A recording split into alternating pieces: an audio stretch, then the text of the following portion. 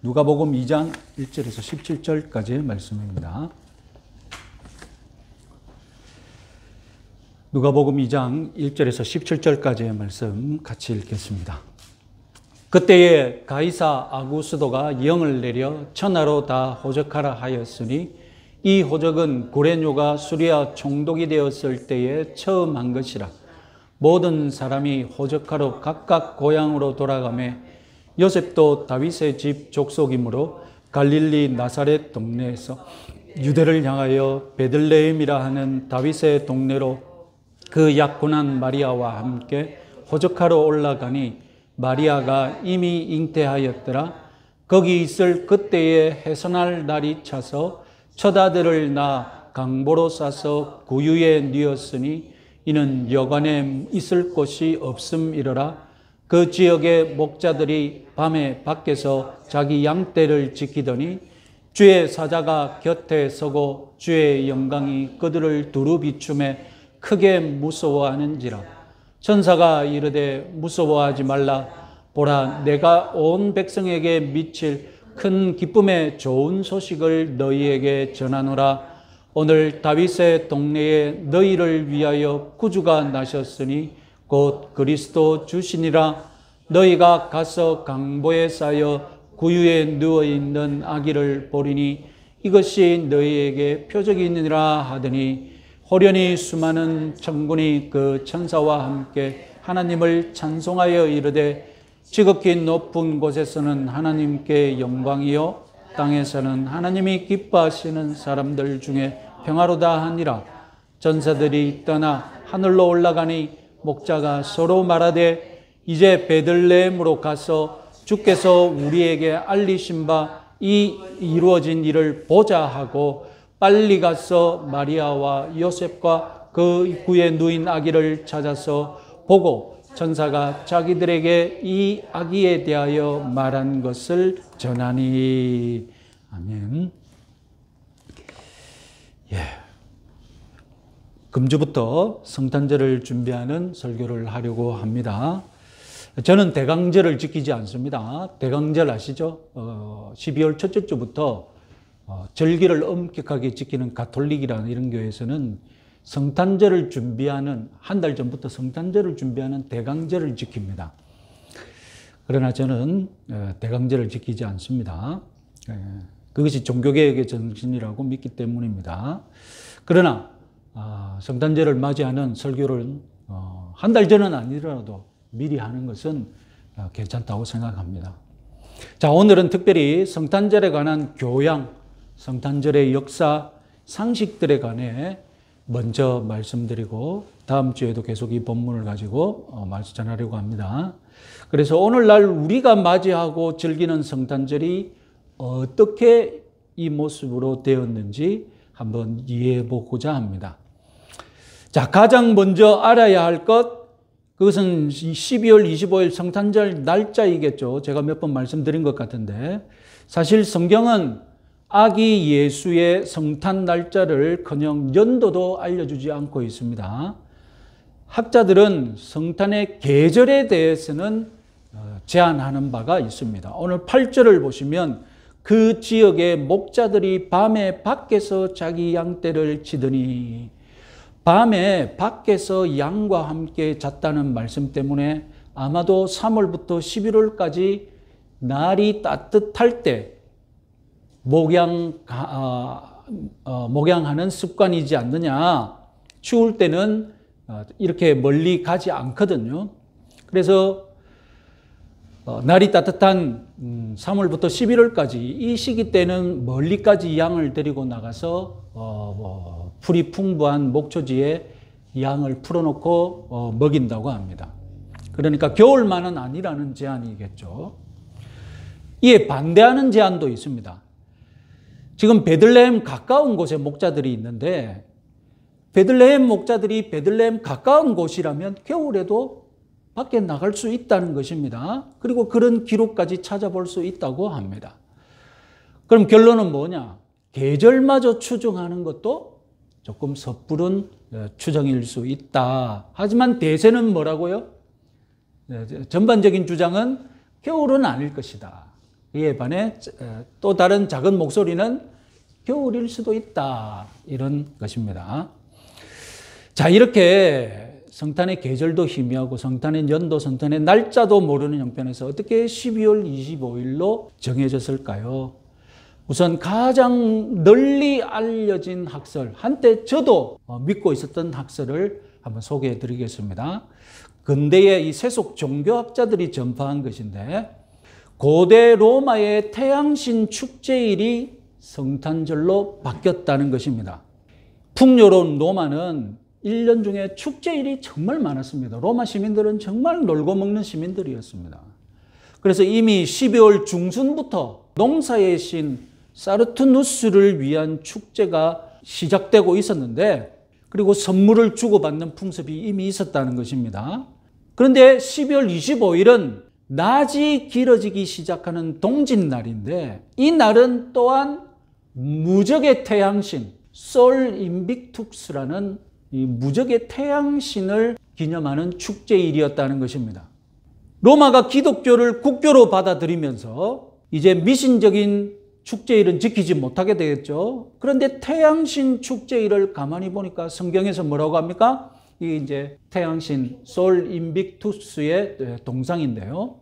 예수님을 공의로운 해라고 성경에서는 태양에 비유하고 있거든요.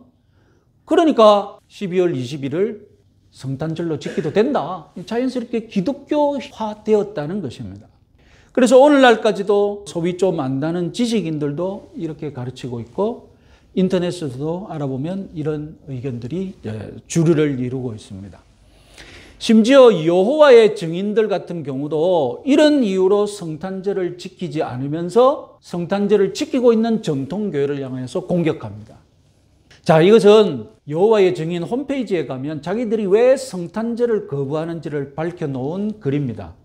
여호와의 증인이 크리스마스를 지키지 않는 이유는 무엇입니까? 몇 가지 설명되어 있고, 크리스마스를 꼭 문제 삼아야 합니까? 이런 식으로 성탄절을 지키지 않는 것에 대해서 말하고 있습니다. 여기서 두 가지만 언급할 수 있는데요.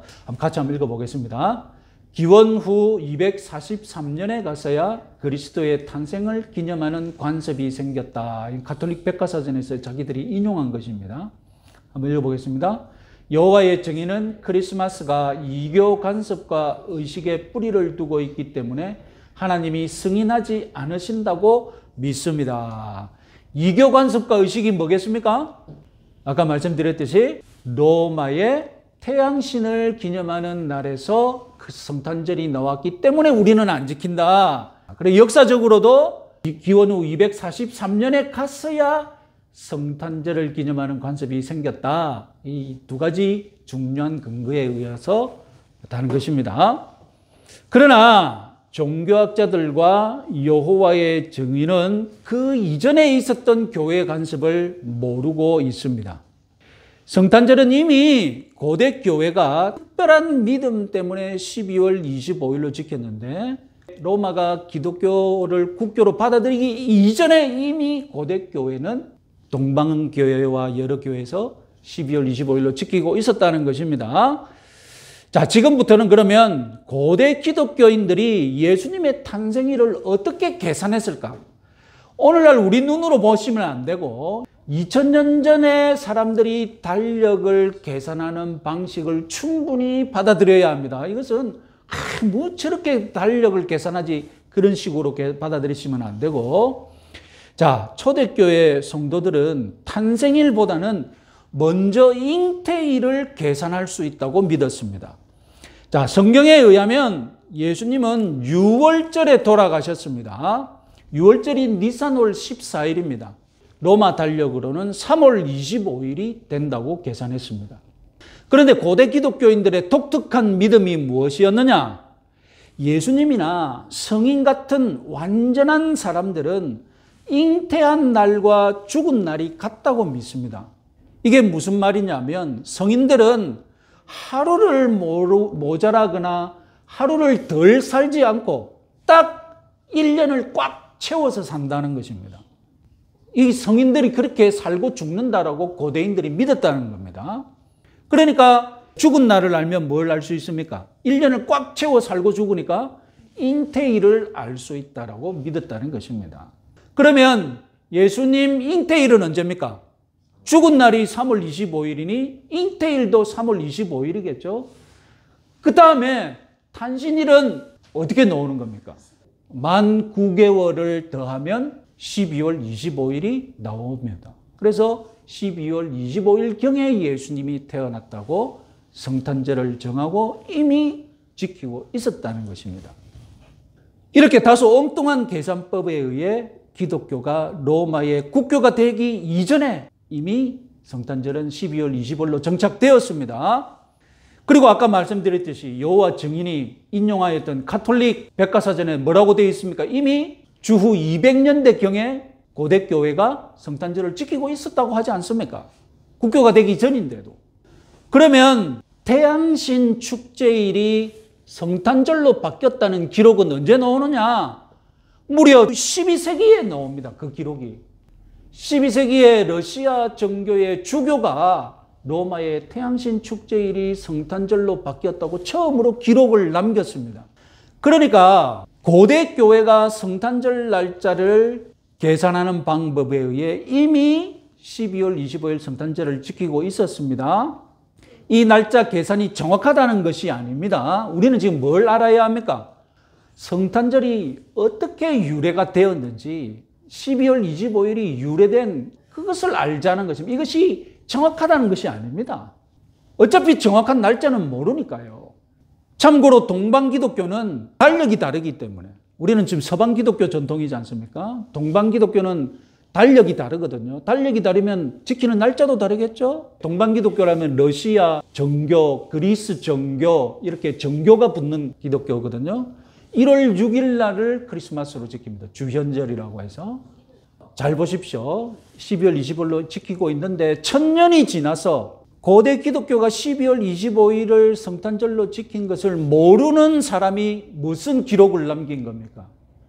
아마 태양신 축제일이 성탄절로 바뀌었을 것이다 라고 1000년 뒤에 착각한 기록을 보고 이제 오늘날 종교학자들은 역시 태양신 축제일이 성탄절로 바뀌었다라고 이 기록에 근거해서 사람들을 가르치고 있는 것입니다. 1000년 전의 일을 잘 모르는 사람이 12세기 때 남긴 기록을 보고 이런 말을 가르치고 있다는 것입니다. 정확하게 기억하시기 바랍니다. 이처럼 기독교가 유럽으로 확산되면서 유럽 민족들의 토착신앙과 성탄절이 만나면서 이제 성경에 없는 것들이 하나씩 덧붙여지기 시작합니다. 북유럽 민족들은 기독교로 개종하기 이전부터 지키고 있었던 풍습들을 기독교인이 되면서 갑자기 없애버리는 것이 아니라 기독교식으로 다시 해석해서 풍습을 지키기 시작했거든요. 그래서 그 대표적인 것이 크리스마스 트리가 되겠습니다. 자, 먼저 크리스마스 트리의 경우 몇 가지 유래가 있습니다. 첫 번째 유래는 거룩한 나무를 숭배하는 토템 신앙이 북유럽 시대에 이미 있었다는 것입니다. 우리나라도 나무를 숭배하는 미신이 있지 않습니까? 북유럽도 마찬가지입니다. 새해가 되면 악마를 막기 위해 상록수로 집과 흙간을 꾸미고 새들을 위해 나무를 세워두었다고 합니다. 그래서 이 나무를 장식하는 풍습이 기독교 국가가 되기 이전에 이미 있었다는 것입니다. 이 바탕 위에 크리스마스 트리가 자연스럽게 정착이 된 것이죠. 그러면 크리스마스 트리를 결정적으로 확산시킨 유래는 무엇이냐? 다름 아니라 파라다이스 트리라는 풍습입니다. 동방기독교하고 아까 서방기독교하고 달력이 다르다고 했죠. 서방기독교는 12월 25일이 성탄절이었지만 동방기독교는 12월 24일을 아담과 이브의 축일로 지킵니다. 중세 때는 심지어 성직자도 글을 모르는 경우가 많았기 때문에 그림과 연극으로 성경을 보여주는 연극이 굉장히 유행했습니다. 그러면 12월 24일 날 연극을 해야 되는데 뭘 연극하겠습니까? 아담과 이브의 축일이니까 아담과 이브 연극을 해야 되지 않겠습니까? 그럼 아담과 이브 연극하려면 반드시 들어가는 게 뭐겠습니까? 생명나무와 선악을 알게 하는 지식나무 두 개의 나무가 그 연극에 있어야 연극이 되잖아요. 그러니까 12월 24일 날 파라다이스 트리, 우리말로 번역하면 뭐겠습니까? 에덴 동산의 트리가 12월 24일 날 등장하는 연극이 이미 동방 기독교에 있었고 이 전통이 서방 기독교에까지 전파됩니다. 그리고 이 파라다이스 트리가 12월 24일 날 한 번 등장하고 사라졌겠습니까? 아니죠. 계속 있어서 거기에 장식을 하기 시작하면서 서방 기독교에도 크리스마스 트리로 정착이 되었다는 것입니다. 자, 여기서 종교개혁가들과 청교도들은 중세의 성탄절을 좋아하지 않았습니다. 왜냐하면 성탄절 축제가 너무 세속적으로 변질되었기 때문입니다. 자, 아까 말씀드렸듯이 서방 기독교는 12월 25일 성탄절이고 동방 기독교는 1월 6일이 성탄절이지 않습니까? 연말에 복잡하게 막 축제일이 섞여 있습니다. 그러면 12월 24일부터 1월 6일까지 뭘로 지키는 겁니까? 이제 다 같이 축제로 지켜버리는 일이 생기는 겁니다. 그래서 무려 12일 동안 크리스마스 축제를 즐기는 그런 풍습이 정착되기 시작합니다. 이 축제를 가리켜서 바보들의 축제라고 불렀다는데 교회도 참여했기에 성직자들도 가면을 쓰고, 여러분 축제에 가면을 쓰겠다는 말은 무슨 말입니까? 다 내려놓고 막 놀겠다는 것이거든요. 그렇잖아요. 가면을 쓰고 축제를 즐기겠다는 말은 무슨 말입니까? 우리 다 내려놓고 막 놀자는 거거든요. 그러니까 성직자들도 여기까지 참여해가지고 탕음난무를 즐겼다는 것 아닙니까? 그래서 연말 이 12일 크리스마스 축제 기간에는 임신이 많이 되는 기간이라고 비판하기까지 했다는 것 아닙니까? 이러니 종교개혁가들이 좋아했겠습니까? 종교개혁가들 눈에 이 크리스마스 축제가 환영할 만한 축제겠습니까? 즈빙글리라는 스위스 종교개혁가는 당장 성탄절을 폐지해야 한다고 했습니다. 종교개혁가들의 정신을 물려받은 영국의 청교도들도 성탄절을 반대했습니다.